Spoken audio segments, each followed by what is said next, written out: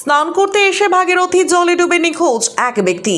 নিখোঁজ ব্যক্তির নাম রামপ্রসাদ ঘোষ, বয়স 65। তার বাড়ি কালনা থানার অন্তর্গত আটখড়িয়া সিমলন পঞ্চায়েতের সূর্যপুর এলাকায়। এদিন শনিবার পিয়ারীনগর জেবিএম ইটভাটার ঘাটে স্নান করতে নেমে আচমকাই তলিয়ে যায় তিনি। বহুক্ষণ ভাসতে ভাসতে পিয়ারীনগর ফেরিঘাট সংলগ্ন এলাকায় এসে ডুবে যান তিনি। মাঝিরা প্রথম দিকে বাঁশ ফেলে বাঁচানোর চেষ্টা করলে হঠাৎই পানার মধ্যে তিনি ডুবে যান। এদিন শনিবার দুপুর 3টে পর্যন্ত নিখোঁজ ওই ব্যক্তিকে খুঁজে পাওয়া যায়নি। নিখোঁজ ওই ব্যক্তির ছেলে তিনি জানান, বাবা সাইকেলে করে বাড়ি থেকে স্নান করতে পিয়ারীনগর জেবিএম ভাটার ঘাটে নেমেছিলেন, আর তখনই আচমকাই তিনি ডুবে যান।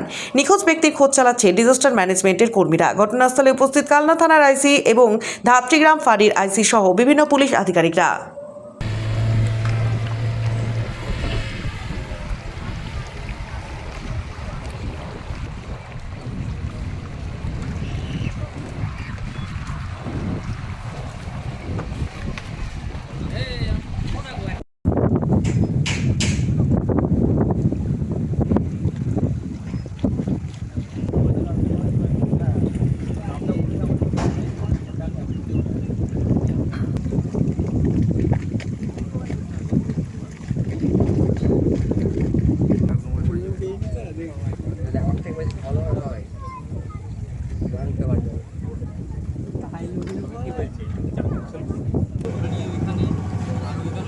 কালকে পুরো বৃষ্টির মধ্যে কাজ করে যাবে দেখি আজকে হয়তো রিলিজ দেবে ওদের।